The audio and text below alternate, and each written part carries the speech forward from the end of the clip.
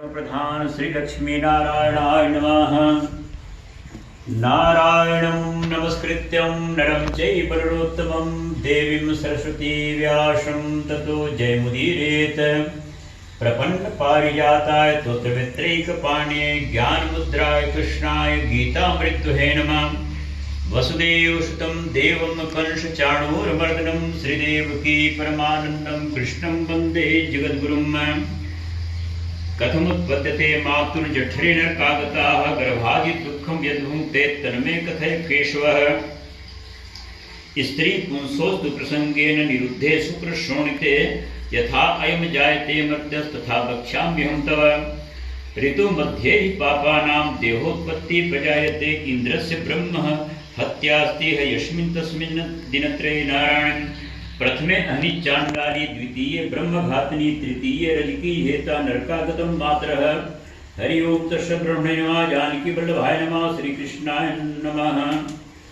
कर्मणा देव नेत्रेण जंतुर्देहोत्पत्तये स्त्रियाः प्रविष्ट उदरं पुंसो रेता कर्णश्रयाः। कर्णं त्वेकरात्रेण पंचरात्रेण बुधबुधं दशाहेन तु कर्कन्धु पेष्यण्डं वा तथा पुरम्। कललं त्वेकरात्रेण पंचरात्रेण बुधबुधं दशाहेन तु कर्कन्धु पेष्यण्डं वा तथा परम्। मासेन तु शिरोद्वाभ्यां बाहुवं गाद्यं विग्रहः नाखलो मास्ति चरमाणि लिङ्गच्छिद्रा स्त्रीभिः। चतुर्भिर्धातवा सप्त पञ्चभिः क्षत्रिउद्भवः। षड्भिजरायुना वीताः कुक्षो भ्राम्यति दक्षिणे मातुर्जगनापानाद्यैः। उद्धारतु सम्मते सेते बिण्मुत्रयोर्गते सा जन्तुर्जन्तु संभवे। कृमिभिः सर्वाङ्गाः सौ कौमार्या प्रतिक्षणं मूर्च्छमाप्नोति यत्क्लेशः त्रयीक्षुधितैमुः। कटुतीक्ष्णाश्नहलवण रुक्षाम्लादिभिरुपबुल्बणैः मातृभुक्तैः उत्पृष्टः सर्वाङ्गो स्थितवेदनः उल्बेन समृतस्तस्मिन् तत्रैव बहिरावृताः आस्ते कृत्वा शिरः कुक्षौ भुग्नपृष्ठः शिरोधराः आकल्पा स्वाङ्गचेष्टायां सकुन्ता इव पञ्जरे। तत्र लब्धैः स्मृतिर्देवात् कर्म जन्म सतोद्भवम्। ये स्मरण दीर्घमनुश्वासं सरमं किं नाम विन्दते नाथ मान ऋषि भृताः सप्त बभ्रिकिताञ्जलि स्तु विततं विक्रयाः वाचा यनोदयर्पिताः। हरि ओं तस्य ब्रह्मणे नमः। श्री लक्ष्मी नारायण नमः। श्री जानकी वल्लभाय नमः। आरभ्य सप्तमानब्ध बोधोयपि वेपितः नैकत्रास्ते सुपी बाते विष्टा भूरिव सोदरः। श्रीपतिं जगदाधार सुभक्षय कारकं प्रजामि शरणं विष्णु शरणागतवत्सलं। त्वन्माया मोहितो देहे यथा पुत्रकलत्रके अहं ममाभिमानेन गतो अहं नाथ संसृतिं कृतं परिजनस्यार्थे मया कर्मसुभासुवम् एकाकी तेन दग्धो अहं गतास्ते फलभागिनः। यदि योन्या प्रमुच्यम् अहं स्मरिष्ये पदं तव तमुपायं करिष्यामि येन मुक्तिं व्रजाम्यहं। बिण्मुत्रकूपे पतितो दग्धो अहं जठराग्निना इच्छन्नितो व्यवसितुं यदा कदा निर्यास्ते बहिः। येने दृशं मे विज्ञानं दत्तं दीनदयालुना तमेव शरणं यामि पुनर्मे मास्तु संसिद्धिः नाच निर्गतुम् इच्छामि बहिर्गर्भात् कदाचन। यत्र या तस्य मे पाप करुणा दुर्गतिर्भवेत् तस्मादत्र महादुःखे स्थितो नारायणे स्थितोऽपि विगतकर्मः उद्धश्रयामि संसारात्मानं ते पदाश्रयः। श्री भगवान वाच एवं कृतमतिर्गर्भे तस्मास्याः स्तुवन् ऋषि सद्यः क्षिपत्य वाचीनं प्रसूते श्रुति मारुतः। तेनावशिष्टा सहसा कृत्वा वाक्शिर आतुरः विनिष्क्रामति कृच्छेन निरुस्रवाशो हतस्मृति। पतितो भुवि बिण्मुत्रे विष्ठा भूरिव चेष्टते रोरूप्यति गते ज्ञाने विपरीतां गतिं गतः। हरि ओं तस्य ब्रह्मणे नमः। जानकी वल्लभाय नमः। श्रीकृष्णाय नमः।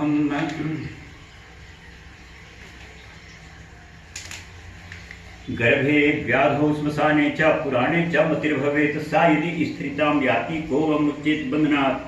यदा गर्भात् बहिर्याति कर्मभोगादन्तरं तदैव वैष्णवी माया मोहयत्येव पुरुषं। स तायितो शुचि पर्यंके जंतुर्श्वेद दूषितैः नैषः कण्डूयनेऽङ्गानं हरि ओं सनो उत्थान चेष्टनेः दुदन्त्याः त्वचं दंसाः मस्का मत्कुणादयाः रुदन्तं विगत ज्ञानं कृम्यः कृमिकं यथा इत्येवं सैवं भुक्त्वा दुःखं पौगण्डमेव च ततो यौवनमासाद्य याति सम्पदमासुरीम्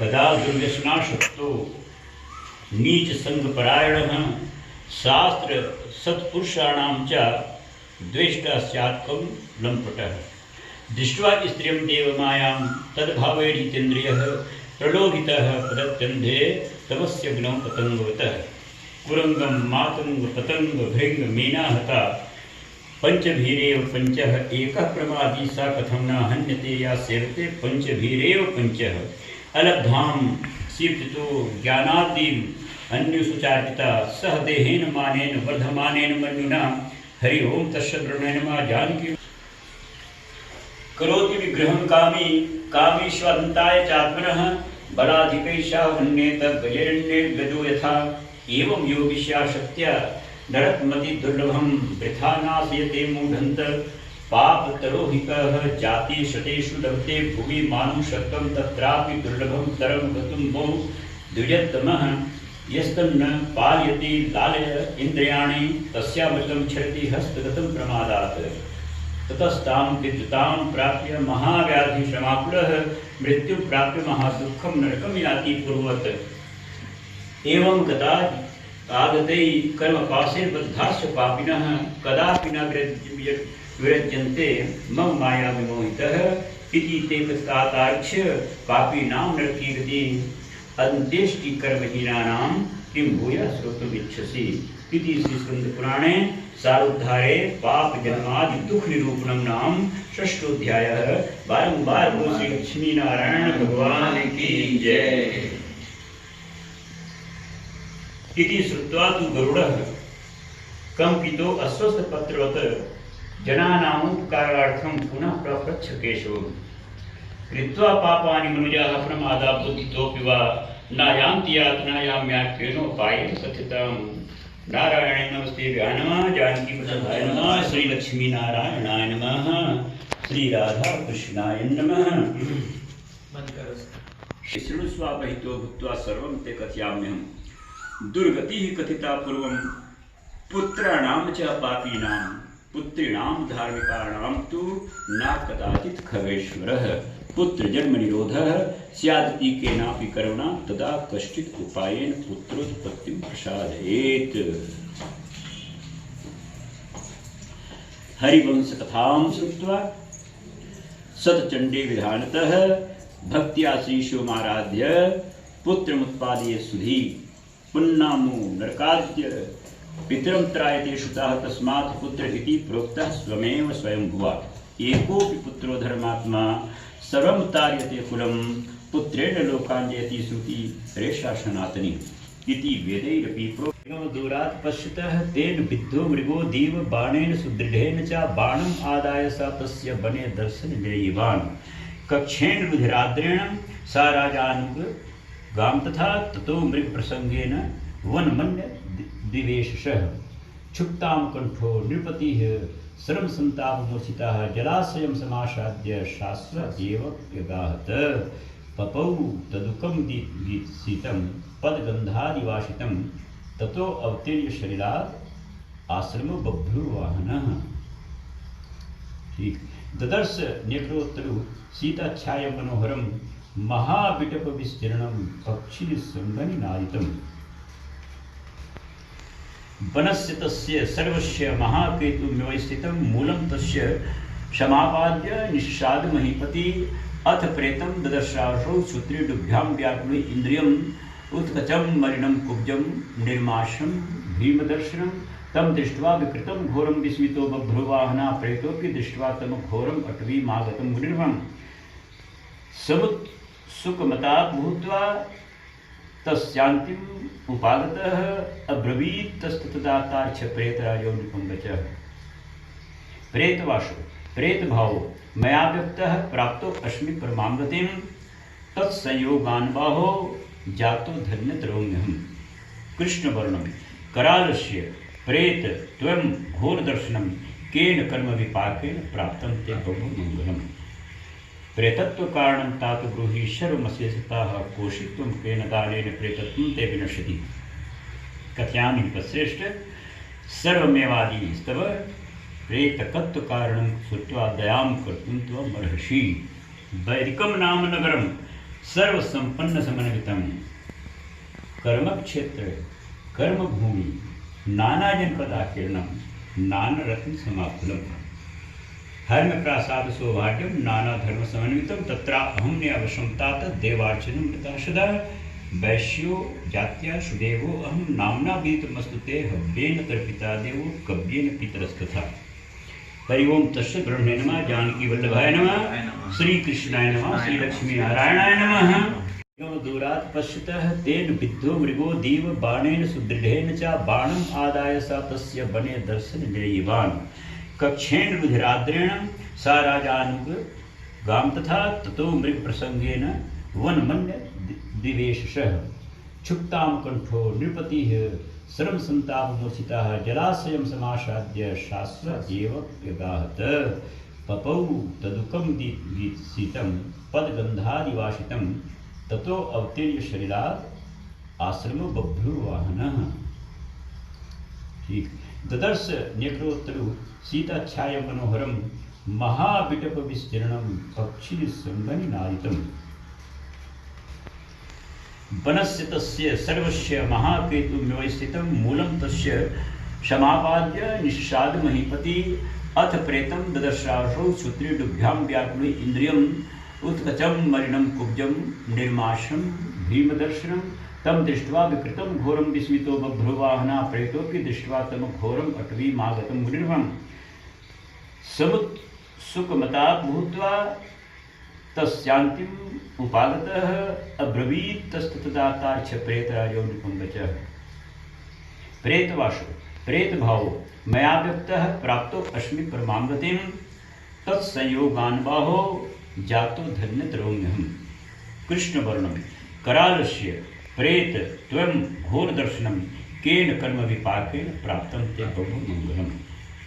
प्रेतत्व कारणं तात ब्रूहि सर्वमशेषतः कोशित्वं केन दानेन प्रेतत्वं ते विनश्यति।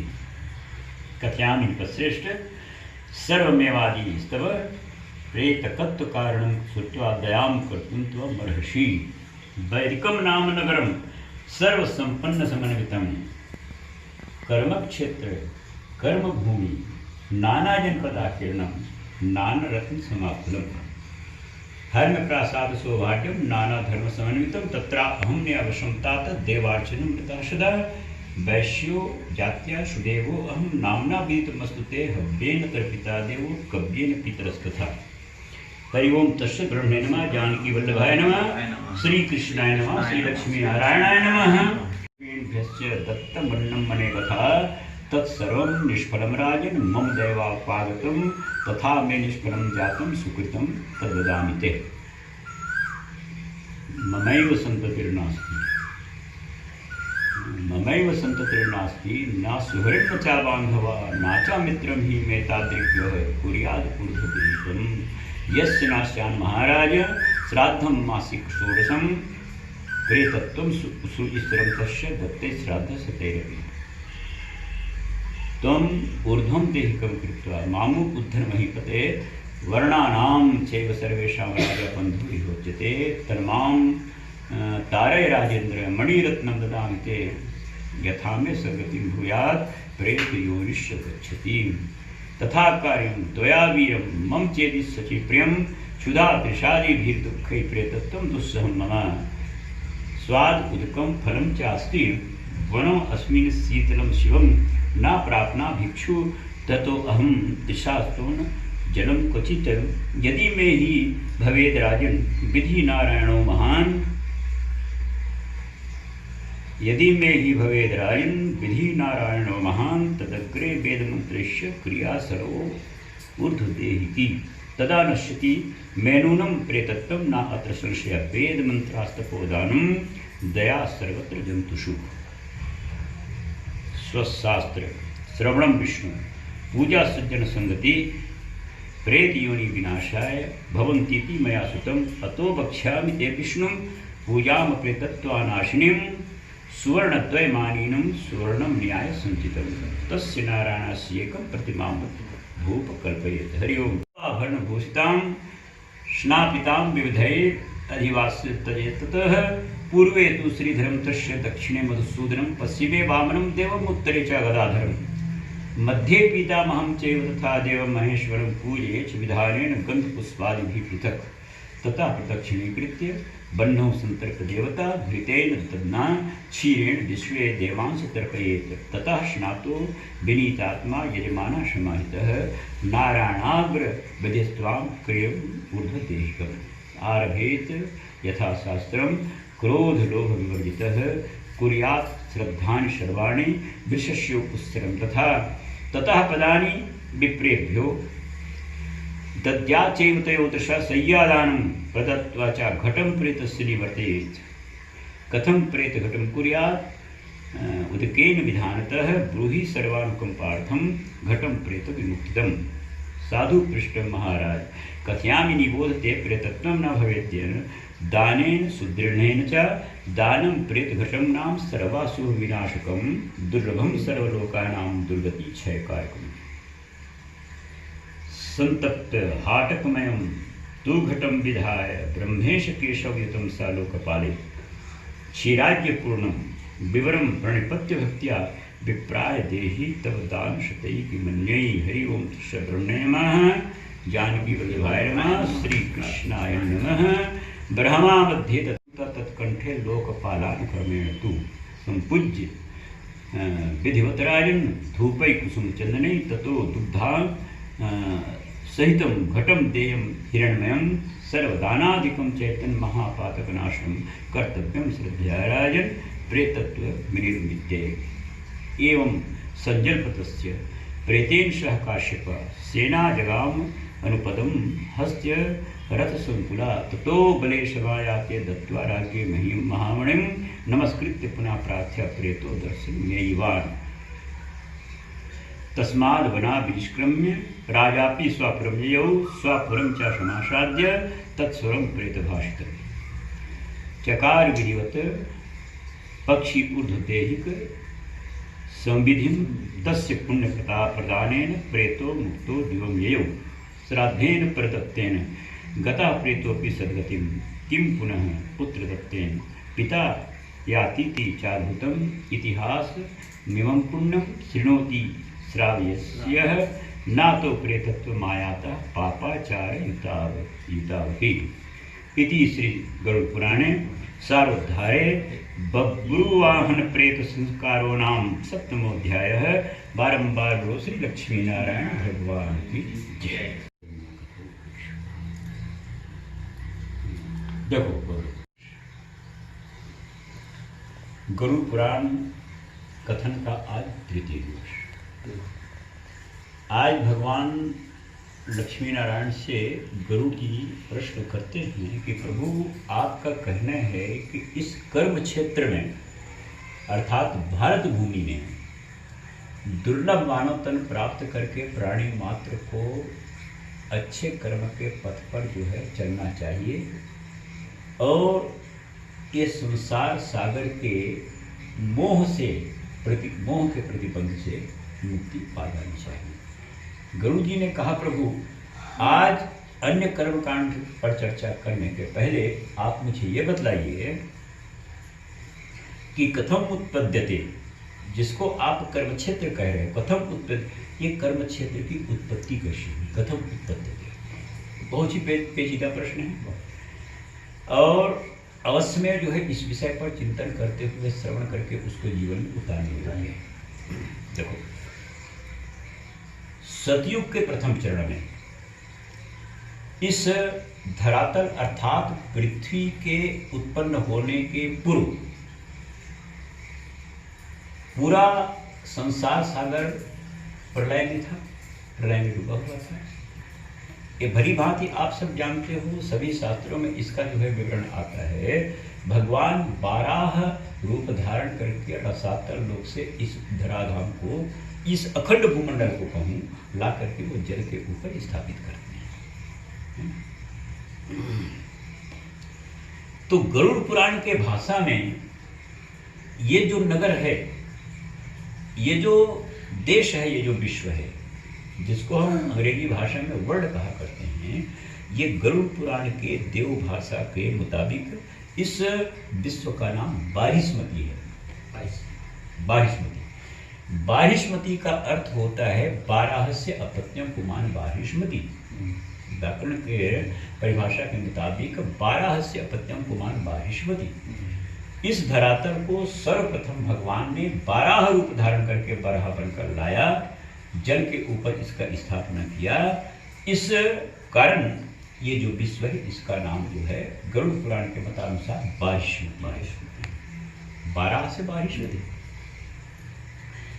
अब हमको ये चिंतन करना है, जब भगवान इस पृथ्वी को ला करके जब स्थापित किए जल के ऊपर, तो ये पृथ्वी अखंड थी, कहीं पर कोई खंड नहीं था। सरल रूप में हम आपसे कहें, इस वर्तमान कलयुग के इतिहास एवं भूगोल के मुताबिक ये पृथ्वी के अनेक खंड हैं, अलग अलग जो है देश हैं, विदेश हैं, जिनको हम किसी को अमेरिका कह देते हैं, किसी को यूरोप कह देते हैं, किसी को चीन कह देते हैं, फॉरेन वाले हैं ना, अनेक जो है खंड हैं।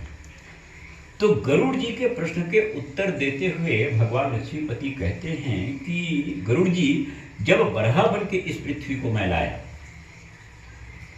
तो ये पृथ्वी जो है अपने आप में अखंड थी, कहीं कोई खंड नहीं था, है ना, अखंड जो है धरातल था।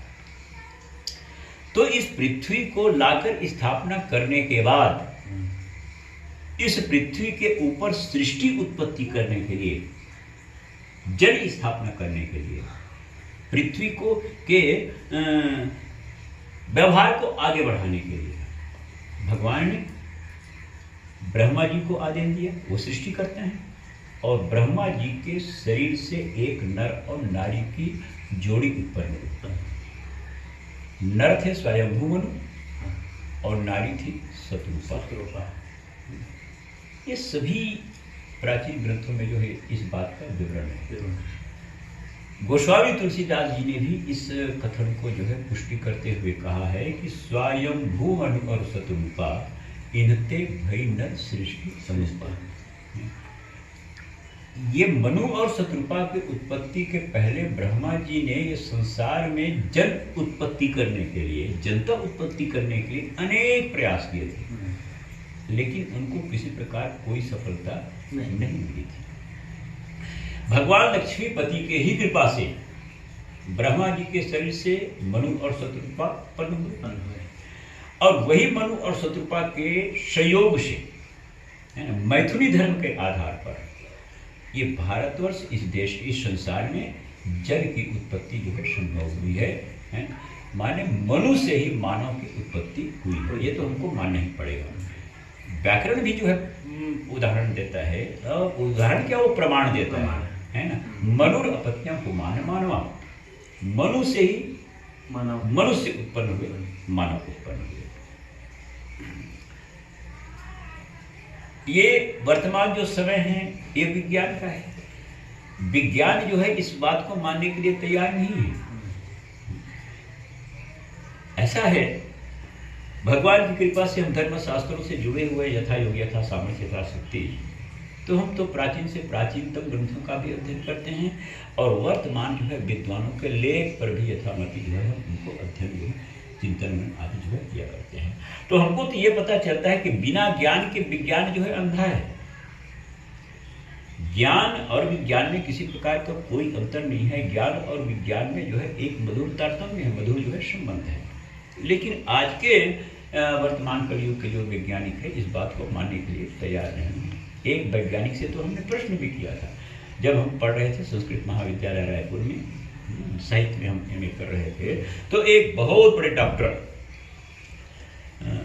रिसर्च किए थे वो संस्कृत साहित्य में, अब वो संसार में नहीं रहे। तो हमने उनसे प्रश्न किया था कि गुरुजी ये संसार में मानव की उत्पत्ति कैसी हुई? तो उन्होंने हमको जवाब दिया था कि बेटा, वानर से मानव की उत्पत्ति हुई। वैज्ञानिक जगत के विज्ञान बुद्धि वाले वो व्यक्ति थे, है ना। नाम था उनका रामनिहाल शर्मा जी, बहुत प्रसिद्ध जो है वो विद्वान थे साहित्य के। तो बानर से मानव की उत्पत्ति संभव हुई। आपने कहा गुरु जी ये बिल्कुल संभव नहीं है, आप विज्ञान को मानते हैं और हम जो है ज्ञान को मानते हैं। बानर कभी जो है मानव नहीं बन सकता। हमारा व्याकरण कहता है मनुर अपत्यम पुमान मानवा, जैसे धनुर अपत्यम पुमान दानवा, धनु नाम के राक्षस से जो है दानव की उत्पत्ति संभव हुई, ठीक उसी प्रकार मनु से मानव की उत्पत्ति हुई। यही कारण है कि जब कोई व्यक्ति दिवंगत हो जाते हैं, जैसे अभी आपकी माता श्री पुष्पा देवी जी दिवंगत हो गई, और कोई भी दिवंगत होते हैं, और किसी सत्पुत्र के द्वारा जो है उनको श्राद्ध दान किया जाता है, पिंड आदि कराया जाता है, जलांजलि तिलांजलि जो है दिया जाता है, तो सबसे पहले उस मरने वाले जीव को नहीं, सबसे पहले जो है मनु और शत्रुपा के नाम पर ही जलांजलि तिलांजलि श्राद्ध पिंडदान आदि किया जाता है। और आपको ये अनुभव नहीं था, आप इधर आप अनुभव करेंगे, है ना, क्योंकि वो सब करने का अधिकार जो है इनके जाने के बाद आपको मिला है। तो सबसे पहले मनु और शत्रुपा के नाम पर ही, चाहे वो नदियां में श्राद्ध करें, नदियां में जलांजलि दें, नहा करके तिलांजलि दें, सबसे पहले मनु और शत्रुपा को ही पिंड दान दिया जाता है, उसको जो है जलांजलि तिलांजलि दिया जाता है। कहने का मतलब मेरा ये है कि जितने भी मानव जगत में आज मानव है, वो सबके पहली पुरखा, पहली पीढ़ी वो मनु और शत्रुपा ही मूल रूप से। यदि वो नहीं होते मनु और शत्रुपा, तो आज के संसार में किसी मानव का कोई अस्तित्व ही नहीं होता, मानव ही ये संसार।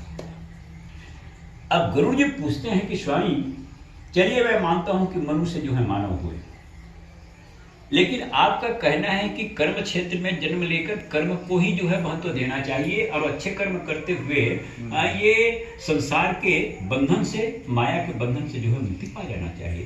तो ये बतलाइए कि इस ये कर्मकांड नामक जो क्षेत्र है वो क्षेत्र का निर्माण कैसे होगा। तो गरुड़ पुराण के जो है 7वें अध्याय में कहा गया है भगवान के द्वारा कि यही मनु और शत्रुपा के दो पुत्रों में एक पुत्र का नाम था प्रियव्रत।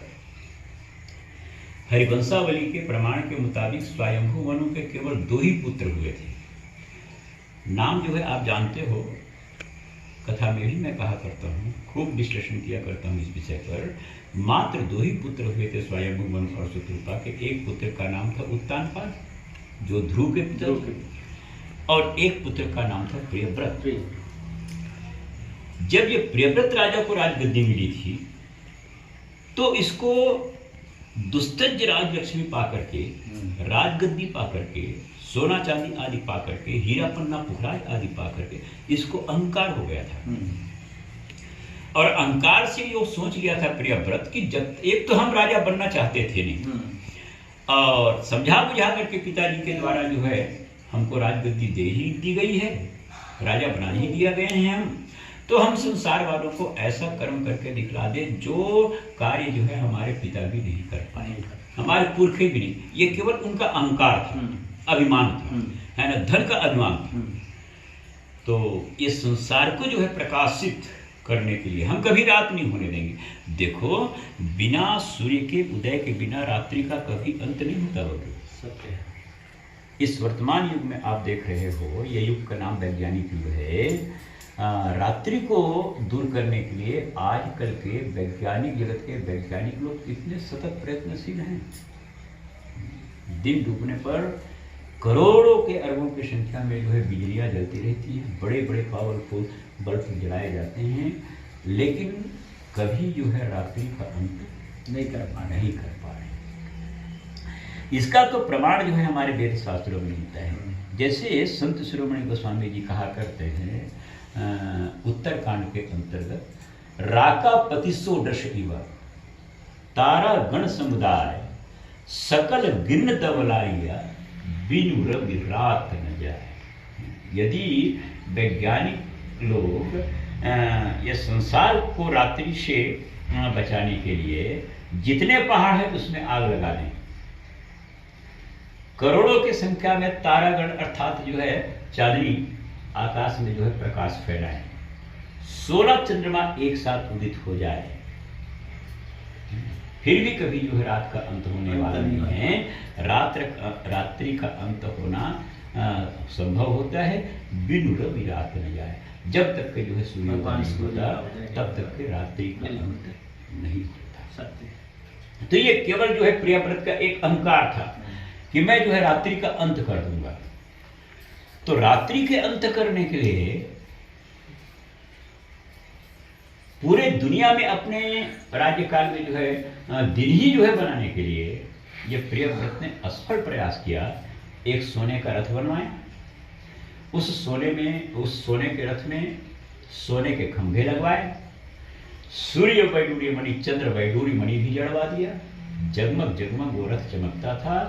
और उस रथ में बैठ करके प्रियव्रत ने ये संसार को रात्रि से मुक्त करने के लिए 1 अरब वर्ष के अंतर्गत इस अखंड जो है भूमंडल का 7 बार चक्कर लगाया है।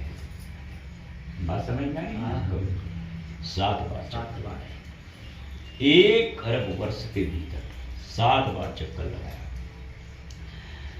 उसको ऐसा लगता था जिस नगर में, जिस शहर में, जिस गांव में उसका रथ चला जाता था तो मणि मोतियों के प्रकाश से जो है वहां जगमग जगमग वो गांव शहर में चमकने लगता था। तो प्रियव्रत समझता था कि मैं रात को दूर कर दिया संसार को मैं प्रकाशित कर दिया, ये समझता था वो। तो ये है अति प्राचीन इतिहास। यहीं पर जो है गरुड़ जी को समझाते हुए भगवान लक्ष्मी नारायण जी कहते हैं कि खगराज गरुड़, जब वो प्रियव्रत प्रकाश को रात्रि को दूर करने के लिए 7 बार चक्कर लगाया इस भूमंडल पर, तो चक्कर लगाते समय जहां जहां वो प्रियव्रत के रथ के चक्का गड़ा, जमीन में गड़ा होगा, वहां पड़ गए गड्ढे।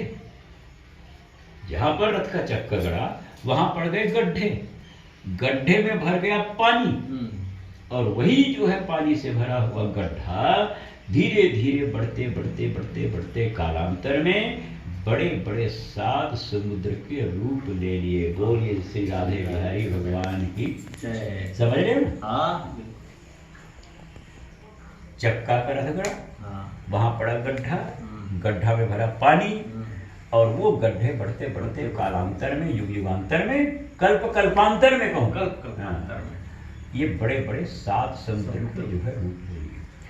वो 7 समुद्र आज भी है हमारे गरुड़ पुराण में, और अन्यान्य जो है शास्त्रों के भूगोल खंड में सुंदर सुंदर उन 7 समुद्र का नाम आज भी उल्लिखित रूप में पढ़ने और पढ़ाने के लिए जो मिलता है। जैसे क्षीर सागर है, दधी सागर है, घृत सागर है, जीवन सागर है, सुरा सागर है, ऐसे 7 समुद्र आज भी हैं, जिनके नाम को आज के वैज्ञानिक जगत के लोग जो है काट करके छाट करके किसी को दक्षिण महासागर कह दिया, किसी को अरब महासागर कह दिया, किसी को अंटार्कटिक कह दिया, अलग अलग जो है उनका नाम दे दिया गया। तो इस बात पर आज मैं इसलिए चर्चा कर रहा हूँ बबलू, आपसे पूछ कर संवादात्मक शैली में मैं गरुड़ पुराण के जो भूगोल खंड पर चर्चा कर रहा हूँ। प्रियव्रत राजा के शासनकाल के पूर्व ये जो पृथ्वी थी ये अखंड थी जी। और भूगोल के प्रमाण के मुताबिक इसका क्षेत्रफल 50 करोड़ योजन था। जब भगवान इसको ला करके भूमंडल को स्थापित करते हैं जल के ऊपर, तो इसका क्षेत्रफल 50 करोड़ योजन था। 4 कोस का 1 योजन होता है, और अपने आप में अखंड थी, कोई खंड नहीं था।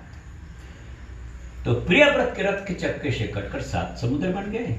ये पृथ्वी जो है 7 भाग में विभाजित हो गई। अब ये अखंड भूमंडल ना होकर सप्तद्वीपवती जो है वसुंधरा कहलाने लगी। बोली लक्ष्मी नारायण भगवान की। ये सप्तद्वीपवती वसुंधरा बन गई, 7 द्वीप बन गए, 7 खंड हो गए। बिल्कुल। राजा प्रियव्रत को बड़ा मजा आया। मजा इसलिए आया क्योंकि राजा प्रियव्रत के गिनती के 7 ही बेटे होते थे, है ना, 7 ही बेटे होते थे। तो प्रियव्रत ने विचार किया कि एक न एक दिन तो मेरे 7 पुत्रों को बंटवारा देने के लिए जमीन को जो है ना पाने के लिए किसी अधिकारी को बुलाना पड़ता है। हाँ। साधारण भाषा में हम कहें पटवारी, RI और तहसीलदार को बुलाना पड़ता है। हमारे रस से पृथ्वी बराबर बराबर 7 टुकड़ों में कट गई है, 7 द्वीप बन गई है। तो क्यों ना हम अपने जीते जी अपने 7 बेटों को हिस्सा देते हुए एक एक द्वीप के राजा बना दें। इसलिए उसको प्रसन्नता हुई। 7 द्वीप को 7 राजकुमारों में बंटवारा किया राजा प्रियव्रत। वो 7 द्वीप आज भी है। बहुत सुंदर सुंदर वो 7 द्वीप का नाम है। गरुड़ पुराण में उनका जो है आप पन्ना पलट के देखिएगा, उनका नाम लिखित है 7 द्वीप का। जम्बू, प्लक्ष, शाल्मली, कुश, क्रौंच, साप और 7वां पुष्कर। ये 7 द्वीप आज भी है। ये सप्तद्वीप सुंदर। तो पहला 7 द्वीपों में पहला जो द्वीप का नाम है उसका नाम है जम्बू। जिस जम्बू के वैदिक नाम को काटकर आज के भूगोलकारों के द्वारा, आज के वैज्ञानिकों के द्वारा वेद के नाम को काट छांट कर मिटाकर उस जम्बू के स्थान पर ही एशिया द्वीप नाम दे दिया गया। आप समझ जाएंगे। वृंदावन बिहारी की जय है ना। पूर्ववर्ती सतयुग त्रेता द्वापर की जो जम्बू द्वीप था उसको जो है आज के भूगोलकारों ने एशिया और वो एशिया द्वीप अर्थात जम्बू द्वीप बंटवारा में महाराज प्रियव्रत के सबसे बड़े राजकुमार जिसका नाम अग्निघ्र था। बहुत याद रखने योग्य और जीवनोपयोगी बातों पर मैं चर्चा कर रहा हूँ आपकी जिज्ञासा को देखने। और सर्वत्र जो है ऐसी चर्चा हम नहीं करते भाई। जिनके मन में जिज्ञासा ही नहीं है शास्त्र की बातों को समझने की और जीवन में उतारने की, उनके पास क्या विस्तृत रूप से जो है चर्चा करना। तो समझिए मेरी बातों को। और जहां तक भी शंका हो जो है वहां पर समाधान। तो प्रियव्रत के 7 पुत्रों में सबसे बड़े राजकुमार का नाम था अग्निघ्र। ये जरा कठिन नाम है उच्चारण में। मैं आपको सरल रूप में बताने जा रहा हूं कि इस क्षेत्र का नाम कर्म क्षेत्र क्यों कहा पड़ा। यही प्रश्न गुरु जी का है नारायण के पास। तो जम्बू द्वीप के नाम को मिटाकर आजकल के भूगोलकारों में उसको एशिया द्वीप नाम दे दिया। भले ही आजकल के भूगोलकार और विद्वान लोग, वैज्ञानिक लोग जो है शास्त्र के नामों को मिटा दें, नया किताब बना लें, नया भूगोल लिख लें, लेकिन हम हिंदू समाज में जब कभी भी अच्छे कर्म किए जाते हैं, पूजा पाठ आदि करने के पहले जब संकल्प का मंत्र पढ़ा जाता है तो सबसे पहले जम्बू द्वीप का नाम उच्चारित किया जाता है। कैसा भी कोशिश कर लें आज के जो है 4 अक्षर पढ़ने वाले लोग, अपने आप को विद्वान मानने वाले लोग, लेकिन जो है शास्त्र के बातों को कभी मिटाया नहीं जा सकता। संकल्प के मंत्र में सर्वप्रथम पूजा के पहले ये कहा जाता है ओम विष्णु विष्णु विष्णु सततै ब्राह्मणों द्वितीय प्रार्थे श्री श्वेत वाराहकल्पे वैवस्वत मनंतरे अष्टाविशे तिवे युगे कलि प्रथम चरणे जम्बू द्वीपे, है ना। बाकी में जो है जम्बू द्वीप का नाम अवश्य जो है लिया जाता है। बात समझ रहे हैं ना। हाँ, तो जो जम्बू द्वीप था वो आज की एशिया द्वीप है। और ये भी आप भली भांति जानते हो, सब पढ़े लिखे हो लोग हो, इस एशिया द्वीप पूर्ववर्ती जम्बू द्वीप, वर्तमान काल के एशिया द्वीप, इस एशिया द्वीप के मध्य अर्थात अंतर्गत ये जो हमारा दिव्य भारत देश है ये जो है बसा हुआ है। सत्य बात है, सत्य है। और सरल करूं, जैसे हम अपने एड्रेस में लिख सकते हैं कि हम भारत देश के रहने वाले हैं और छत्तीसगढ़ हमारा राज्य है, बेमेतरा हमारा जिला है, बेमेतरा हमारा नगर है, बेमेतरा हमारा पोस्ट है। तो हम ये भी कह सकते हैं यदि जम्बू द्वीप में हम रहते हैं नहीं कहते बनता तो हम एशिया द्वीप के रहने वाले, ये तो हम कह सकते हैं। बोले लक्ष्मी नारायण भगवान की जय। तो पूर्ववर्ती जो जम्बू द्वीप है इस वर्तमान काल के वही एशिया द्वीप है। और वो द्वीप मिला जो है बंटवारा में प्रियव्रत ने दिया जम्बू अर्थात एशिया को अपने बड़े बेटा अग्निघ्र। महाराज अग्निघ्र ने एक सुंदर जो है राजधानी बनाई। जब बंटवारा में मिल गया जम्बू द्वीप, सुंदर एक शहर बसाई, एक नगर बसाई। वही नगरी का नाम सब जानते हैं लेकिन किसने बनाया नहीं जानते हैं। इसका रहस्य तो जो है गरुड़ पुराण में ही मिलता है 6वें अध्याय में। उस नगरी का नाम ही जो है हस्तिनापुर है। महाभारत में बहुत इसका नाम आता है, हस्तिनापुर। हाँ, वो नगरी बसाई हस्तिनापुर, जहाँ कौरव और पांडव थे। चंद्रवंशी राजाओं का वहां पर अधिकार था। जिस हस्तिनापुर के नाम को भी मिटाकर आज के विद्वानों के द्वारा जम्मू के स्थान पर, हस्तिनापुर के स्थान पर उसी नगरी को जो है दिल्ली एवं नई दिल्ली रख दिया गया है। जिसको आज हम दिल्ली नई दिल्ली कहते हैं, वो सतयुग त्रेता द्वापर के हस्तिनापुर है। और उस जो है हस्तिनापुर को बसाने वाले प्रियव्रत नंदन अग्निवीर।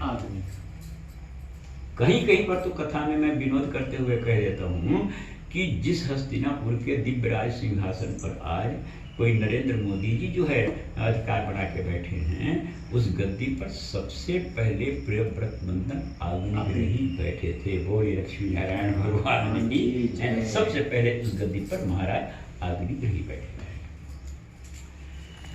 महाराज अग्निवीर को जब दिल्ली की गद्दी मिली, बहुत पुण्य कर्म करने वाले जो है वो राजकुमार निकले महाराज अग्निवीर। उसी के कार्यकाल से एशियाद्वीप जम्बूद्वीप के वो अधिकारी बने, मालिक बने, राजा बने। उन्होंने जो है धर्म की स्थापना किया, कर्म की जो है महत्व जो है उन्होंने अपने जीवन में दिया। 11,000 गैया पाल के महाराज अग्निवीर अपने घर में रखे थे। 11,000 गाय, क्योंकि वो भली भांति जानते थे कि गौ माता के शरीर में, एक गौ माता के शरीर में, वैज्ञानिकों ने इसको गिन करके जो है बताया है, माना है वैज्ञानिकों ने भी, एक गौ माता के शरीर में 33 करोड़ रोम कण होते हैं। 33 करोड़ उनके रोमे होते हैं, रोम कण होते हैं। और कितना सुंदर सामंजस्य है, देखिए, है ना। देवताओं की संख्या भी जो है 33 करोड़ बताया जाता है, और गौ माता के शरीर में 33 करोड़ रोम। इन बातों के द्वारा जो है श्रीमन्नारायण गरुड़ जी को ब्याज बनाकर बताना चाहते हैं, प्रमाण देना चाहते हैं कि एक गौ माता की जो है सेवा करने से 33 करोड़ देवी देवताओं के चरण बंधन सेवा आदि करने का परिणाम गौ सेवक प्राप्त हो जाता है। उच्च कोटि का कर्म है। कर्म तो अनेक प्रकार के हैं, धर्म तो अनेक प्रकार के हैं, अनगिनत जो है इनके मार्ग हैं, लेकिन उच्च कोटि की यदि कोई धर्म है तो वो गौ पालन करना है, गौ माता के।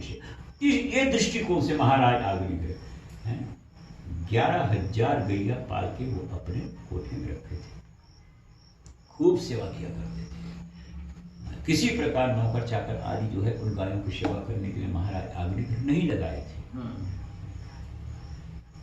स्वयं जो है इतने बड़े देश के जो है जनता की सेवा भी करते थे, प्रजारंजन करते थे, और धर्म को महत्व देते हुए, गौ सेवा को महत्व देते हुए, कर्म को महत्व देते हुए अपने 11,000 गायों के महाराज अग्निवीर पद पद पर जो है वो अपने हाथों से सेवा किया करते थे। गायों को चराने के लिए जंगलों में वो लेकर के जाया करते थे। एक बार उनके जीवन में बहुत बड़ी घटना घट गई जी, है ना। उनकी कथा मैं आपको सुना रहा हूँ। एक राजा की कथा आज सुनिए, एक राजा की कथा आप कल सुनोगे, जिनका नाम था बब्रुवाहन। मैं बताना चाहता हूं कि ये जो भारत देश है, इसका एक नाम हिंदुस्तान है। यहाँ हिंदू लोग रहते हैं, हिंदू लोगों का ही वर्चस्व है। भले ही इस जो है वर्तमान कलयुग में हिंदुओं को अन्य जो है शुद्राति शूद्र लोग जो है नकारात्मक देखा करते हैं। यही कर्मभूमि है। ये तो भली बात आप जानते हो, आज तक युग युगांतर जन्म जन्मांतर में जितने बार देवी देवताओं का यदि जन्म अवतार आदि संभव हुआ है तो भारत भूमि में ही हुआ है, हिंदुस्तान के इस पावन भूमि में ही हुआ है। अमेरिका के भूमि में किसी देवी देवता ने जन्म नहीं लिया, चीन के भूमि में किसी भी देवी देवता ने जन्म, अन्य देश के जो है भूमि में किसी देवी देवता ने जन्म नहीं। इसलिए वेद शास्त्रों के प्रमाण के मुताबिक ये भारत भूमि को कर्म भूमि कहा जाता है, और अन्य देशों की जो भूमि है ना उसको जो है भोग भूमि कहा जाता है। ये कर्म भूमि है, क्योंकि भारत भूमि में ही कर्म की महिमा है, इसलिए कर्म भूमि है। यही दान पुण्य होता है, यही मंदिर देवालय आदि जो है बनाया जाता है, यही जो है गुरु चरण की सेवा किया जाता है, यही माता पिता के चरणों के प्रति जो है भक्ति जो है किया जाता है। माता पिता के सद्गति, पुरखों के सद्गति के लिए अच्छे से अच्छे कर्म जो है, अन्य देशों में ऐसा जो है कोई जो है कर्म का नामो निशान नहीं है, इसलिए उसको भोग भूमि कहते हैं। वो भोग भूमि है, ये कर्म भूमि है, समझ रहे हैं ना, ये कर्म भूमि है। और जो कर्म भूमि होगा वही जो है देवी देवताओं की कृपा बरसती है और वही देवी देवताओं का आगमन जो है शुरू होता है। तो महाराज अग्निग्रह धर्म एवं कर्म स्थापना करने के लिए, धर्मी प्रधान है, कर्मी प्रधान है भारत देश का, तो 11,000 गायों की सेवा किया करते थे। एक बार उनके जीवन में बहुत बड़ी घटना घट गई। भादों का महीना था, रिमझिम पानी बरस रहा था, बादल गरज रहा था, बिजलियां चमक रही थी। महाराज अग्निग्रह अपने 11,000 गायों को जंगल से चरा के वापस लेकर के अपने घर में आए, राजमहलों में आए। सब गायों को लाइन से कोठे में बांध दिया, स्वयं भोजन करके जाकर के बिस्तर में सो गए थे। उनकी नींद पड़ गई थी। ठीक अर्धनिशा काल, घड़ी 12 बजे आई थी। आधी रात के समय एक बनैला शेर है ना, हिंसक पशु कोठे में आके घुस गया खिड़की के मार्ग से। उस शेर को देख करके गैया रम्भाने लगी, चिल्लाने लगी, मां करके आवाज करने लगी। महाराज अग्निग्रह के कानों में गायों के रम्भाने की आवाज पड़ी। जान गए महाराज अग्निग्रह के मेरे कोठे में कोई हिंसक जंगली प्राणी घुस गया होगा, तभी मेरी गायें रंभा रही हैं, चिल्ला रही हैं। हाथ में तलवार लिया और दौड़ करके ये पहुंचे कोठे में। देखा सिंह मुंह बाय खड़ा हुआ है, तो अपने गायों की रक्षा करने के लिए महाराज अग्निग्रह ने हाथों में तलवार उठाया, दोनों हाथों में, और पूरी ताकत लगा करके उस शेर के ऊपर तलवार चलाया हुआ। बहुत बड़ा दुर्भाग्य था। इस हिंदुस्तान के प्रथम हिंदू राजा जो है महाराज प्रियव्रत नंदन अग्निग्रह का, शेर बड़ा चंचल था।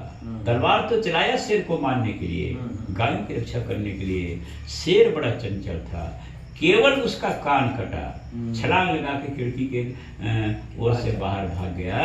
दुर्भाग्य बहुत बड़ा महाराजा अग्निग्रह का, वो तलवार जो है एक गौ माता के गर्दन में पड़ गया था। बोलिए लक्ष्मी नारायण भगवान की।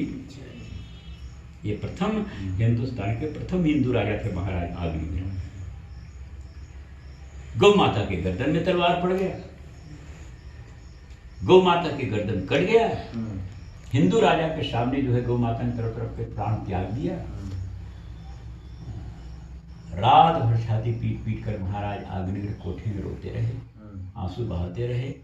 सुबह होते ही गुरु सतानंद के श्री चरणों में जाकर के विनय किया, निवेदन किया। महाराज अग्निग्रह ने कहा कि गुरु जी, मेरे दृष्टि में तो आप साक्षात ब्रह्मा विष्णु महेश के समान। गुरु तो ब्रह्मा विष्णु महेश तुल्य होते ही होते हैं, इसीलिए उनको वंदन करते समय कहा जाता है, प्रत्येक जो है गुरु भक्तों के द्वारा, गुरु ब्रह्मा गुरु विष्णु गुरु देवो महेश्वर, गुरु साक्षात परब्रह्म तस्मै श्री गुरुवे नमः। सच्चे गुरु भक्त के लिए गुरु ही ब्रह्मा विष्णु महेश के तुल्य होते हैं, महेश के समान होते हैं। तो महाराज अग्निग्रह ने निवेदन किया, गुरु जी, मेरे लिए तो आप साक्षात ब्रह्मा विष्णु महेश के समान हैं। आप भली भांति जानते हो, प्रथम हिंदुस्तान के प्रथम मैं हिंदू राजा हूं, धर्म के संस्थापक हूं।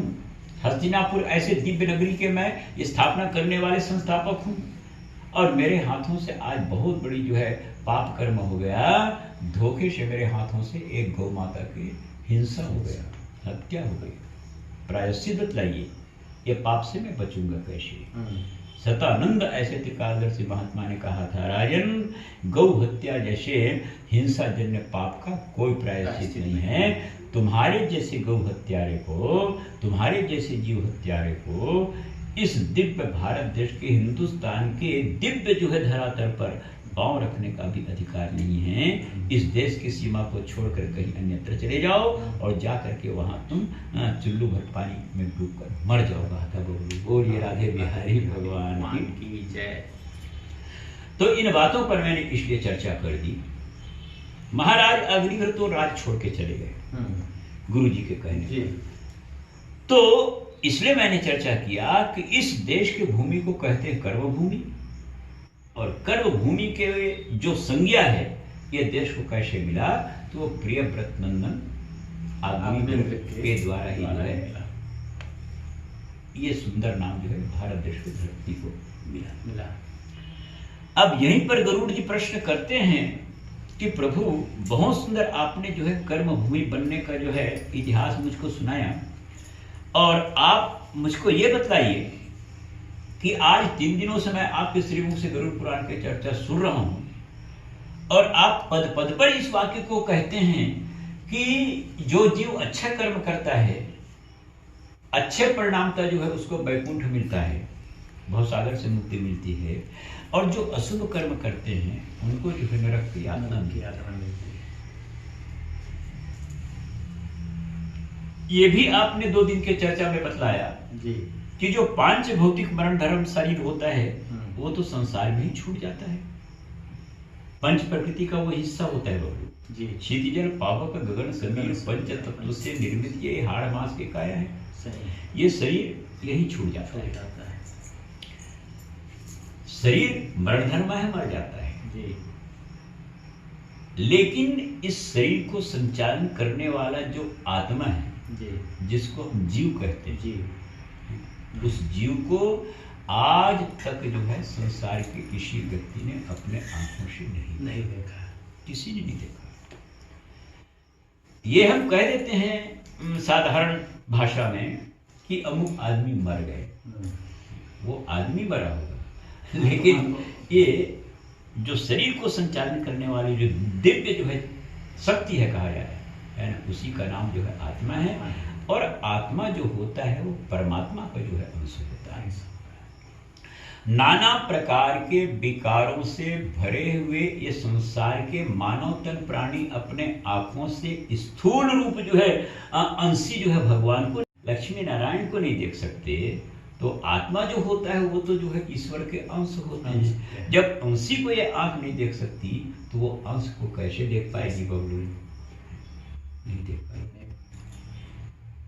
विद्वज्जन कहते हैं कि ईश्वर अंश जीव अविनाशी, चेतन अमल सहज सुख राशि, सोई माया बस भयो गोसाई, बंधे तीर मरकट की नाई। तो आज तक के किसी भी ज्ञानियों के द्वारा, विद्वानों के द्वारा, वैज्ञानिकों के द्वारा है उस जीव को जो है देखा नहीं जा सका। क्यों नहीं देखा जा सका? इसलिए क्योंकि जीव का जो आकार है, प्रकार है, वो जो है अत्यंत सूक्ष्म होता है। बहुत सुंदर विषय पर चर्चा कर रहा हूं, बोलो सुनते जाओ। बहुत ही सूक्ष्म होता है। गरुड़ जी ने पूछा कितना सूक्ष्म? तो भगवान ने कहा अत्यंत सूक्ष्म। कितना अत्यंत सूक्ष्म? बहुत सुंदर प्रश्न है। संवादात्मक शैली में जो गरुड़ पुराण की जो है कथा सुनाया है मेरे भगवान ने जी। तो ये जीव कितना बड़ा होता है आज तक के किसी ने देखा नहीं। आज तक के जो है उस जीव को किसी ने तराजू से तौला नहीं, और आज तक के किसी ने किसी प्रकार उस जीव को जो है नापा बनाया, माप भी की उसका। किसी शास्त्र में गरुड़ पुराण को छोड़कर और किसी शास्त्र में जीव के आकार प्रकार के बारे में कहीं कोई उल्लेख नहीं है। कहीं कोई उल्लेख नहीं है। 54 साल के कथा अवधि में मैं कोई विद्वान तो नहीं हूँ, एक सेवक मात्र हूँ जो है वेद शास्त्रों के भगवान के चरणारविंदों का। 4 वेद 6 7 18 पुराण 6 श्रुति 12 स्मृति 12 दर्शन को मैं पढ़ा नहीं हूँगा, लेकिन मैंने भगवान की कृपा से पन्ना तो जरूर पलट लिया है। बबलू बोले बिहारी लाल, लेकिन है ना, सब शास्त्रों में मैंने खोजा, कहीं पर भी जीव के विषय में कोई विस्तृत जानकारी मुझको नहीं मिली। केवल ये गरुड़ पुराण के 6वें अध्याय में एक इशारा मात्र करते हुए भगवान ने कहा है, गरुड़ जी को समझाया है। जानना चाहते हो गरुड़ जी कि तुम में जीव कितना बड़ा होता है, मेरा अंश आत्मा कितना बड़ा होता है? तो कहा सुनो, शरीर के एक बाल उखाड़ो, सिर से एक बाल उखाड़ो, और उस बाल को 16 बार जो है चीरो। असंभव बात है। एक बाल को हमारे आपके द्वारा जो है 2 भाग भी चीरा नहीं जा सकता। कि चीरा जाएगा? नहीं चीरा जा सकता। ये भगवान लक्ष्मी नारायण की वाणी है। गरुड़ जी को समझाना चाहते हैं कि जीव कितना सूक्ष्म होता है, बताना चाहते हैं। आप भी सुनो, समझो, और इसको प्रचार और प्रसार करना। जिस विषय पर मैं चर्चा कर रहा हूँ, आजकल के गरुड़ पुराण बांचने वालों के द्वारा ऐसी बातों पर कहीं चर्चा नहीं की जाती। यहाँ तो एक एक अक्षर में बड़े बड़े रहस्य भरे हुए हैं। श्लोक को पढ़ देने मात्र से गरुड़ पुराण की जो है चर्चा पूरी नहीं होती है, नहीं पूछ सकते। पढ़ना तो सबको आता है, लेकिन एक एक अक्षर में, एक एक शब्द में इसमें रहस्य भरा हुआ है, समझो। तो जीव के आकार प्रकार समझाते हुए भगवान लक्ष्मी नारायण कहते हैं, गरुड़ जी जानना चाहते हो तुम कि जीव कितना बड़ा होता है? तो कहा अपने सिर से एक बाल उखाड़ लो, उस बाल को 16 बार खड़ी चीरो, बिल्कुल असंभव बात है। 16 बार उसको चीरने पर 16वां भाग जितना सूक्ष्म होगा उतना ही सूक्ष्म जो है जीव का एवं आत्मा का आकार होता है। समझ रहे? बिल्कुल, बहुत कठिन बात है। तो हम कहना चाहते हैं स्थूल शरीर, स्थूल दिव्य कायामान अंशी अर्थात भगवान को देखने के किसी के आंखों में जो है शक्ति नहीं है, ताकत नहीं है। मंदिरों में जाकर के जो है वह देवी देवताओं को देखने से भगवत दर्शन नहीं होता है। तीर्थों में जाकर के जो है देवी देवताओं के दर्शन करने से वो दर्शन नहीं होते, ये तो मूर्ति दर्शन होता है। रामायण में भरद्वाज ऋषि ने भगवान से पूछा था कि प्रभु आप सच बताओ, मुंडेर मुंडेर मतिर भिन्ना के आधार पर बड़े बड़े विद्वान लोग कहते हैं कि आप तीर्थ में रहते हो, कि आप साकेत धाम में रहते हो, कि आप बैकुंठ में रहते हो, कि आप गोलोक धाम में रहते हो, कि आप तीर्थों में रहते हो, कि पत्थर धातु आदि की मूर्ति के रूप में किसी मंदिर में रहते हो। अनेक लोगों की अनेक प्रकार की मुख से अनेक प्रकार की बातें सुनने को मिलती है आपके विषय में। तो आप सच सच बताओ, भरद्वाज ने पूछा था भगवान राम जी से, आपके रहने का सही ठिकाना क्या है? आप रहते कहाँ हो? क्या आप मंदिर में रहते हो? भगवान ने कहा था नहीं। क्या आप तीर्थों में रहते हो? भगवान ने कहा था नहीं। क्या आप मंदिर में रहते हो? भगवान ने कहा था बिल्कुल नहीं। तो पूछा आप रहते कहाँ? सदैव कहाँ बसते हुए बताओ। तो भगवान ने जवाब दिया था कि निर्मल मन जन सो मोहि पावा, मोहि कपट छल छिद्र न भावा। गीता में भी अर्जुन के पूछने पर भगवान ने कहा है, नाहम बसामि वैकुंठे साधु नाम हृदयेन च यत्र गायन्ति मद्भक्तः तत्र तिष्ठामि नारदः। जहाँ 4 लोग बैठ करके जो है मेरे पुराणों की कथा को सुनते हैं, मेरे पुराणों के एक एक अक्षर पर जो है विश्लेषण करके उसको समझ के अंतःकरण में उतारने का प्रयास करते हैं, ऐसे लोगों का ही हृदय जो है शुद्ध होता है, प्रबुद्ध होता है भरद्वाज जी।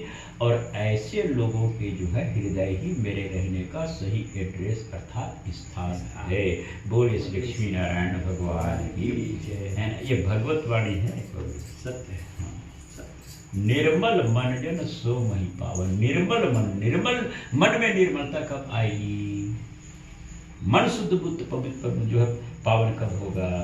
जब अपने आप को जीव जो है शास्त्रों से जोड़ेगा, पुराणों से जोड़ेगा, सत्संग से जोड़ेगा, पुराणों के भाषा को समझाने वाले आचार्य के मुंह से जो है पुराणों के भाषा को जो समझेगा, उसी का हृदय जो है शुद्ध होता है, प्रबुद्ध होता है। बात कठिन तो नहीं लगी? बिल्कुल सरल है। आप श्रीमद् भगवद गीता पढ़ते हो?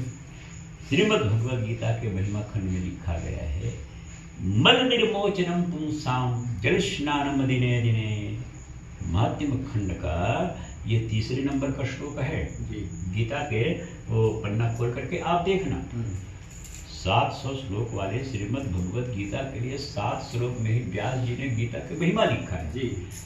पहले पृष्ठ में ही आपको जो है आपको ये श्लोक मिलेगा। वहां लिखा गया है, मल निर्मोचनम पुंसाम जल स्नानम दिने दिने सकृत गीता भसी स्नानम संसार वलनाशनम।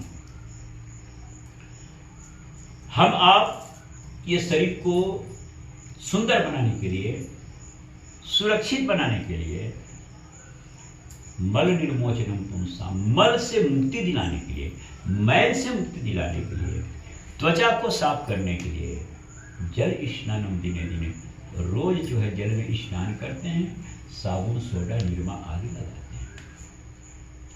समझिएगा मेरी बातों को। यदि आप साबुन लगा के नहाते हो, इसमें तेल फूल आदि लगाते हो, नहाना चाहिए, बहुत अच्छी बात है। तो ये शरीर के बाह्य जो ये त्वचा है, ये जो है साफ होगा। भीतर तो साफ नहीं होगा, हृदय तो साफ नहीं होगा। इसको कितना भी आप धो लो, मान लो, पहना लो, ओढ़ा लो, सौंदर्य प्रसाधन के सामग्री के उपयोग प्रयोग करके सुंदर से सुंदर बन जाओ, लेकिन ये शरीर जो है स्थिर नहीं रहेगा। एक दिन इसको मरना ही पड़ेगा। कितना भी इसको सजा लो, संवरा लो, ये साथ नहीं देगा। एक दिन ये मर जाएगा, पंच प्रकृति में ये जो है बढ़ जाएगा। कठिन तो नहीं लगी बात? बिल्कुल कठिन नहीं। ये जो शरीर है जिसको आप धोते हो, मानते हो, सुंदर बनाते हो, इसके आखिरी में मात्र 3 गति होते हैं लोग। एक गति होता है भस्म, आगे में जला दिए, राख बन गया। दूसरी गति होता है जल, पानी के रूप में बह गया।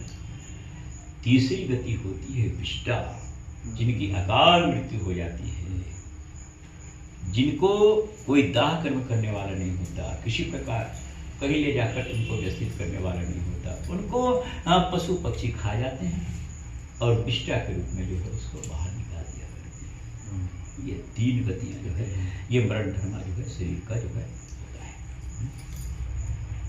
तो गरुड़ जी कहते हैं कि गरुड़ जी से भगवान कहते हैं कि गरुड़ वो सूक्ष्म जीव जो एक केश के 16वें भाग के समान होता है, अत्यंत सूक्ष्म होता है, उस जीव को अपने पूर्व जन्म के कर्म के जो है आधार से परिणामतः 84 लाख योनियों में भटकना पड़ता है। कभी वो नाली के कीड़े बनता है, कभी विष्टा के कीड़े बनता है, कभी जलचर, थलचर, नभचर, अंडज, पिंडज, स्वेदज, उद्भिद श्रेणी के जो है जीव के जो है शरीर धारण करता है, कीड़ा मकोड़ा बनता है, जानवर बनता है। हाँ, वो 84 लाख प्रकार की योनि में है ना, एक के बाद एक के बाद एक के बाद जो है वो भटकते हुए जो जाता है। जब जीवों में भ्रमण करते करते एक जीव से दूसरे जीव में जाते, एक शरीर से दूसरे शरीर में जाते जाते है ना, जब वो थक जाता है, वो तो थकेगा ही, थकेगा ना। ये हमारी सांसारिक दृष्टि है। हम कहते हैं कि लोग मर गए, मरण धर्म शरीर ही मरता है। भगवान ने जो है गीतोपदेश करते हुए अर्जुन को कहा है, वासांस जीर्णानि यथा विहाय नवानि गृह्णाति नरो प्राणी तथा शरीराणि विहाय जीर्णानि अन्यानि संयाति नवानि देहि।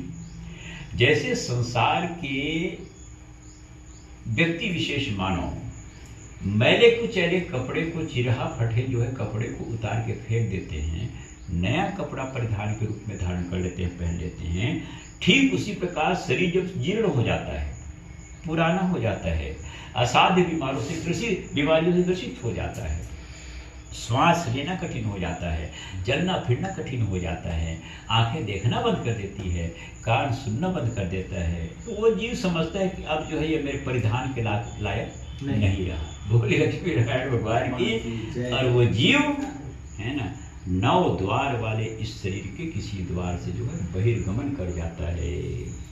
उसी को आज के संसार में हम आप कहते हैं कि अमुक प्राणी मर गया। मरने वाला जो है जीव शरीर मरता है। उस जीव के लिए तो भगवान ने ही कहा है अर्जुन को समझाते हुए, नैनम छिन्दन्ति शस्त्राणि नैनम दहति पावकः ना चैनम क्लेदयन्त्यापो ना शोषयति मारुतः। उस जीव को आज तक ना तो किसी ने अपने आंखों से देखा है, उस जीव को ना तो आज तक किसी ने अस्त्र शस्त्र से काट पाया है, उस जीव को ना तो आज तक किसी ने चिता के अग्नि में जला पाया है, ना तो किसी के द्वारा बहते हुए जल में उस जीव को बहा पाया है। अरे वो दिखता ही नहीं, पकड़ में नहीं आता है तो कौन इसको मारेगा, काटेगा और दिलाएगा, अदृश्य। समझ रहे? तो भगवान कहते हैं कि गरुड़ जी जब वो थक जाते हैं 84 लाख योनियों में जाते जाते, तो भगवान से प्रार्थना करता है, प्रभु और कितना कष्ट दोगे मुझे। हजारों वर्ष जो है व्यतीत हो गया, एक योनि से दूसरी योनि में आप मुझको भेज रहे हो। आप तो शरणागत वत्सल हैं, परम दीन दयालु हैं, भक्त वत्सल हैं।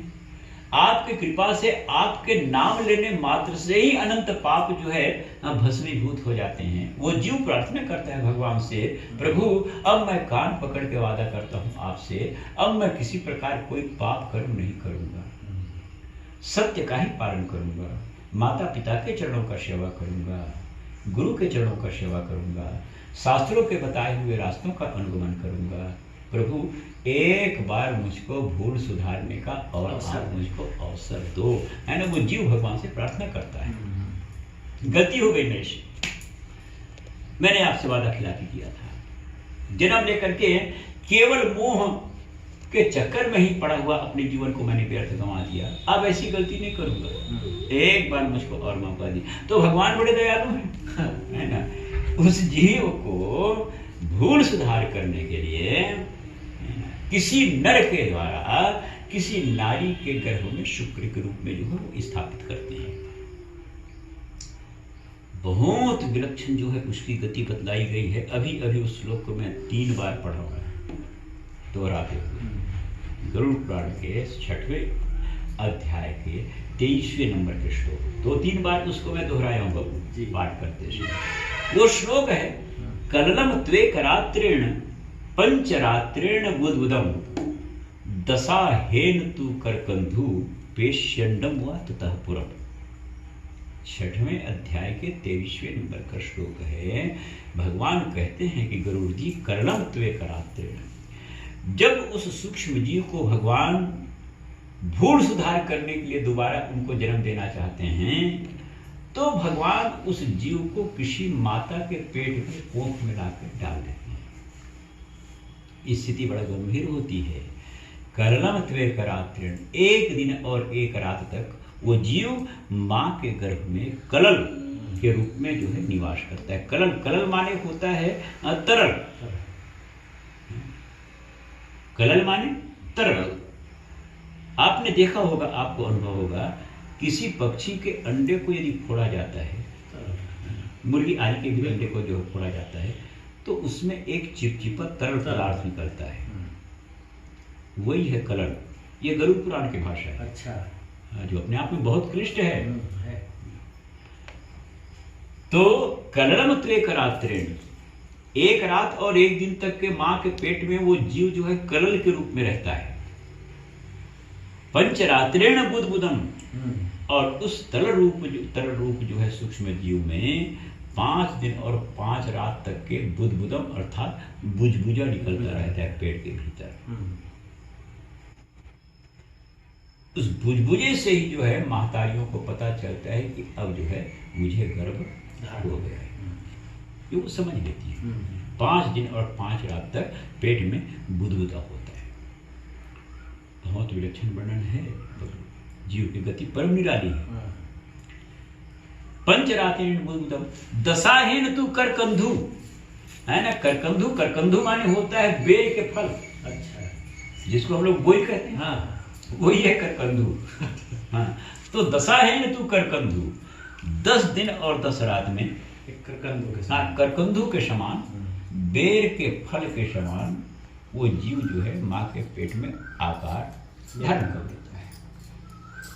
धीरे धीरे समय आगे बढ़ता है। भगवान कहते हैं गरुड़ जी, 1 महीना पूरा होते होते पेश्यंडम व ततः पुरम। पेश्यंडम है ना, मांसपेशी के लोथड़े, बढ़ते बढ़ते वो करकंधु का जो जीव का आकार है ना, वो एक अंडाकार रूप जो है पेट में धारण कर लेगा। ये सब भगवान की कृपा है। पेश्यंडम व ततः पुरम, अंड शब्द वहां पर लिखा गया है, माने अंडे के समान पेट में एक गोले के समान वो जीव जो है अपना आकार ग्रहण कर लेता है। दूसरे महीना पूरा होते होते भगवान की कृपा से उस अंडे रूप जो मांस के लोथड़ा होता है, उसमें जो है सिर का आकार बन जाता है। तीसरा महीना पूरा होते होते भगवान के दया से उस पिंड रूप जो है जीव में, है ना, 2 हाथ 2 पांव बन जाते हैं। चौथे महीना पूरा होते होते भगवान की कृपा से हाथ और पांव के बीसों इंद्रियों में नखून जम जाते हैं, सिर में बाल जम जाते हैं, नाक और कान का जो है निर्वाण हो जाता है। 5वें महीने में भगवान की कृपा से उस जीव के जो है उदर बन जाता है, उदर माने पेट बन जाता है। 6वें महीने में आंखें जो है खुल जाती हैं और दोनों नाक में सांस लेने की जो है क्षमता आ जाती है। तो इस प्रकार 6 महीने के अंतर्गत वो सूक्ष्म जीव जो था, है ना, केस के 116वें भाग के तुल्य, वो एक छोटे से बालक के रूप में माँ के पेट में जो है 6 महीने में बन के तैयार हो जाता है। जब शरीर बन गया पूरा भगवान के दया से, तो ये भी स्वाभाविक है, मुंह भी बन गया होगा, जीभ भी बन जाता होगा, पेट भी बन जाता होगा। तो जहाँ ये पेट, जीवा, मुंह आदि होगा, वहां तो क्षुधा पिपासा अर्थात भूख और प्यास लगेगा। 7वें महीने में उस गर्भस्थ जो है जीव को, बालक को खूब वेदना होती है। माताएं जो है चरपरे वस्तु खाती हैं, पीती हैं, गर्म वस्तु जो है खाती पीती हैं, वो सब जाकर के उस सुकुमार बालक के शरीर में पड़ता है। बालक को खूब तकलीफ होती है, वेदना होती है, भूख और प्यास अलग सताता है। तो जब ऐसे तकलीफें होती हैं तो 7वें महीने में ही वो बालक जो है माँ के पेट में तड़पता है, हाथ पांव चलाता है। स्वाभाविक है चलाता होगा, जब गर्म वो चीज जो है उसके शरीर में, कोमल शरीर में पड़ेगा, भूख प्यास सताएगा तो वो चलाता होगा। लेकिन माँ की ममता जो है अपने आप में परम आगाध है, इसीलिए तो उनको महतारी कहा जाता है। किसी संतान को तारने की क्षमता यदि किसी शक्ति में है तो उस शक्ति का नाम महतारी ही होती है, महतारी ही होती है। वो बालक पेट में हड़बड़ाता है, हाथ पांव चलाता है। माँ को तकलीफ तो होती है, लेकिन उसको जो है महतारियां तकलीफ नहीं मानती। वो बड़े प्रेम से जो है चर्चा करती हैं कि मेरा बच्चा मेरे पेट में खेल रहा है। ये महतारी का एक ममता का जो है प्रमाण है। बहुत दिव्य जो है वाणी को यहाँ पर भगवान ने सुनाया है गरुड़ जी को। बिल्कुल है, जब किसी शिशु कष्ट में है, हाँ, जबकि वो कष्ट में है, लेकिन ये माँ के ममता का जो है प्रमाण है। गरुड़ पुराण पर चर्चा करने वाले भगवान श्रीमन नारायण ने तो गरुड़ को प्रमाण देते हुए कहा है कि माँ के ममता को आज तक किसी ने ना तो तौल पाया है, ना तो नाप पाया है ना। जैसे महासागर का कोई आदि अंत मध्य नहीं होता, वैसे माँ के ममता का भी कोई आदि अंत मध्य नहीं होता है। बोलिए श्री लक्ष्मी नारायण भगवान की अगाध माताओं का जो है हृदय होता है, ममत्व होता है। तो वो कहती है कि मेरा बच्चा मेरे पेट में खेल रहा है। वो बच्चा पेट में खेलता नहीं है, पेट में तो स्थान ही नहीं है, वहां तो कोई मैदान ही नहीं है, वो बच्चा खेलेगा कहाँ। बोले राधे बिहारी भगवान की, है ना। ये केवल जो है माँ की ममता का एक प्रमाण है, ममत्व है। तो जब वो बालक तड़पता है, हाथ पांव चलाता है, तो भगवान श्रीमन नारायण प्रकट होकर के पेट के भीतर माँ के कहते हैं कि अरे जीव, तेरे कहने पर, तेरे निवेदन करने पर, तुझे संसार सागर में भूल सुधार करने के लिए मैंने तुमको माँ के पेट का सहारा दिया है, ब्याज बनाया है, माध्यम बनाया है, और तू इस प्रकार उसके पेट में हाथ पांव चला रहा है। माँ को तकलीफ होगी, हाथ पांव मत चलाओ, चुपचाप रहो, समय की प्रतीक्षा करो। वो जीव पूछता है प्रभु मेरी तकलीफ तो मैं ही जानूंगा, आप क्या जानोगे। कृमि मुझको काट रहे हैं, माँ के पेट की कीड़े मुझको काट रहे हैं, गर्म दूध चाय आदि मेरे शरीर में पड़ रहा है, चरपरे साग सब्जी के जो है वो सब मेरे शरीर को जो है जला रहा है, और कितना दिन मुझको प्रतीक्षा करना पड़ेगा। तो भगवान कहते हैं अभी तो 7वां महीना पूर्णता के ओर है, अभी 2 महीना तेरे को, 3 महीना तेरे को और प्रतीक्षा करना।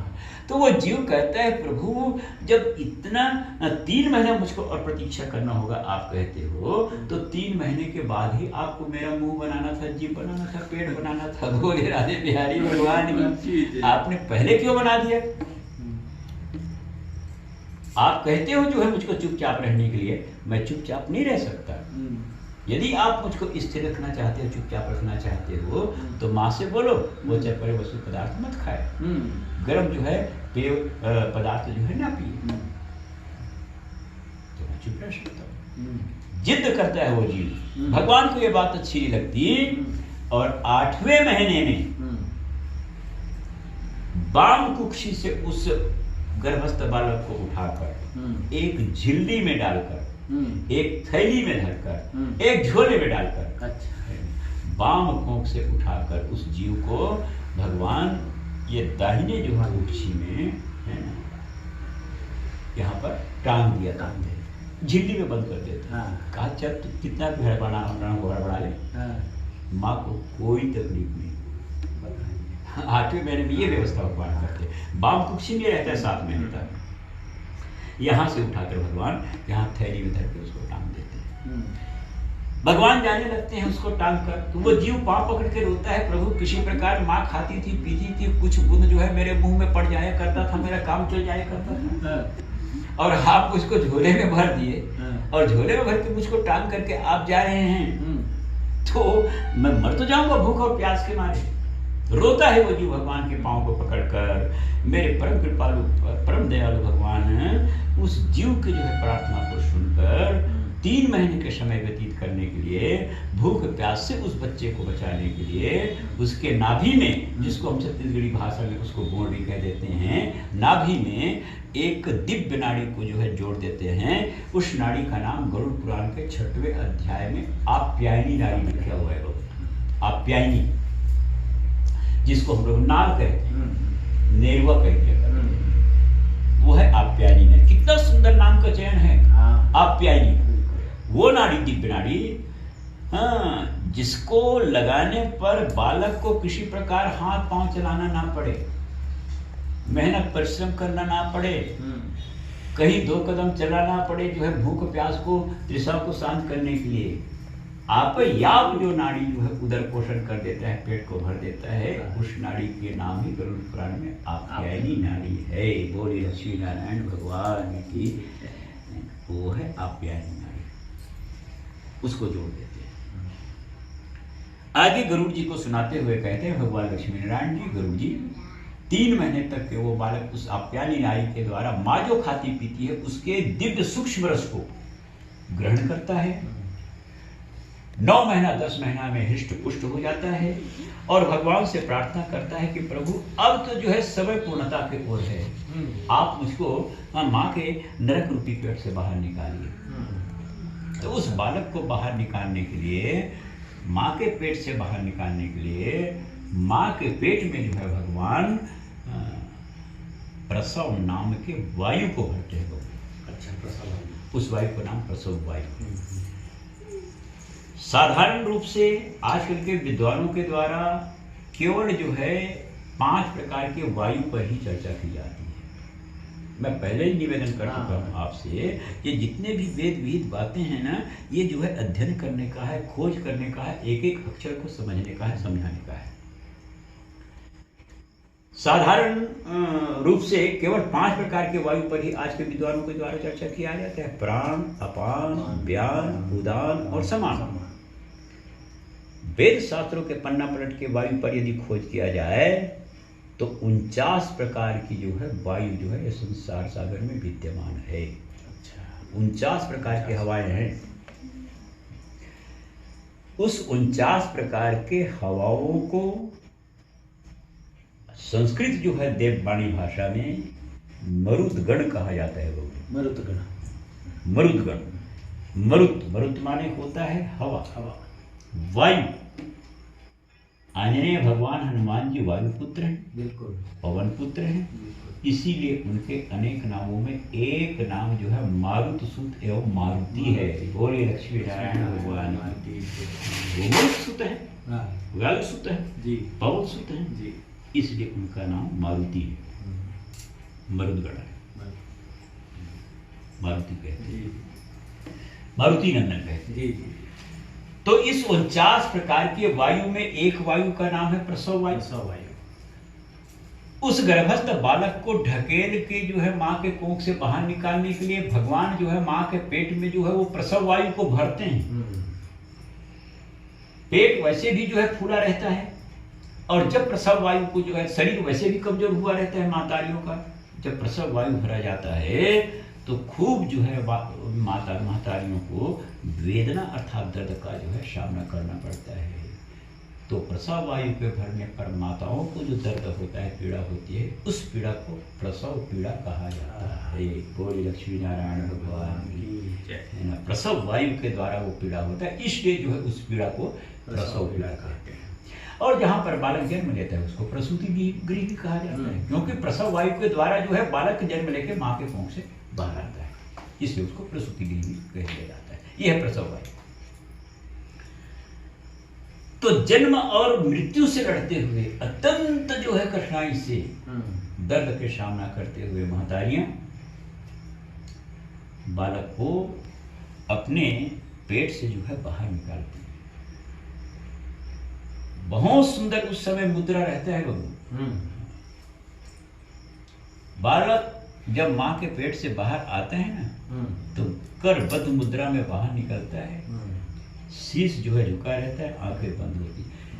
ये प्रमाण है कि माँ के कोख से बाहर निकालने के लिए निवेदन करते समय पेट के भीतर वो बालक जो है हाथ जोड़ के शीश झुकाकर भगवान से प्रार्थना जो है कर रहे थे, और उसी मुद्रा में भगवान माँ के कोख से उस बालक को माँ के कोख से बाहर निकालते हैं।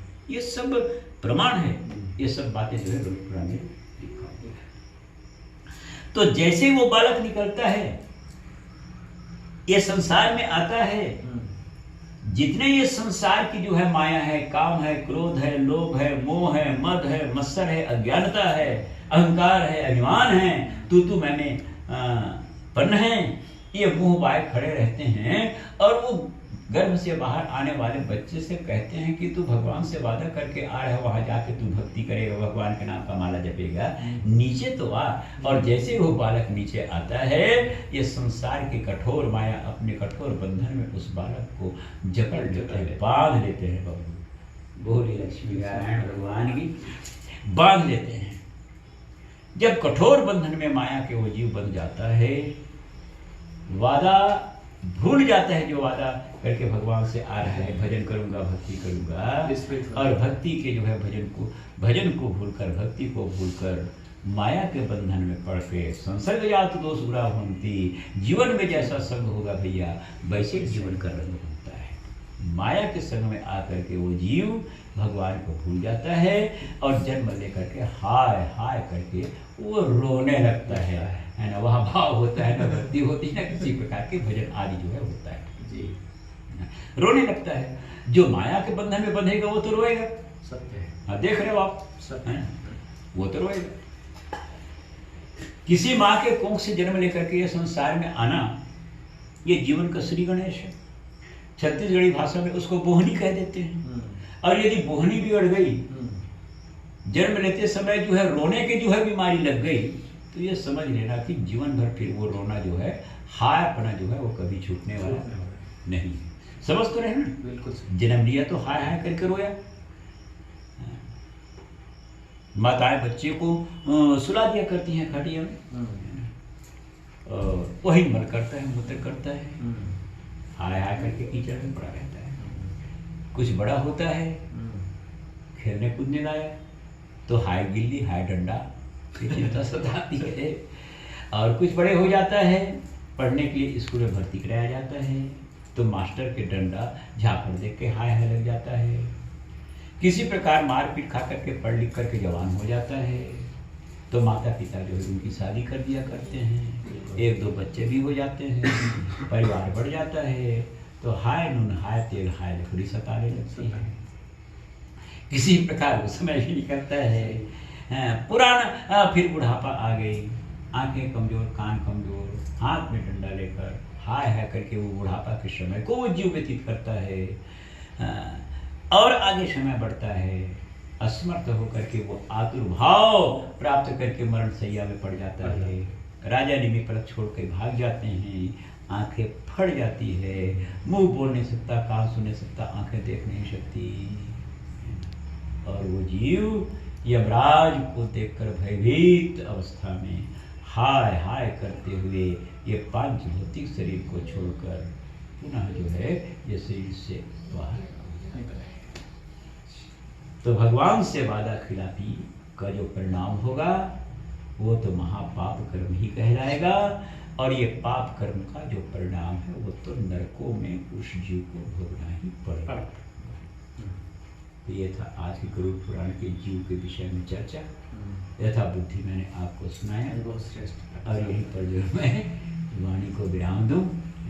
बब्रवाहन राजा के प्राचीन इतिहास पर हम आपको सुंदर चर्चा करके गरुड़ पुराण के जो इतिहास से परिचित कराएंगे। यदक्षरम पदभ्रष्टम व मात्राहीनम च यद् भवेत् तत्सर्वं क्षम्यतां देव प्रसीद परमेश्वरः मंत्रहीनम क्रियाहीनम भक्तिहीनम सुरेश्वर यत् पूजितं मया देव परिपूर्णं तदस्तु मे। ओम पूर्णमदः पूर्णमिदं पूर्णात् पूर्णमुदच्यते पूर्णस्य पूर्णमादाय पूर्णमेवावशिष्यते। बोलिए लक्ष्मीपति लक्ष्मी नारायण भगवान की जय। इति से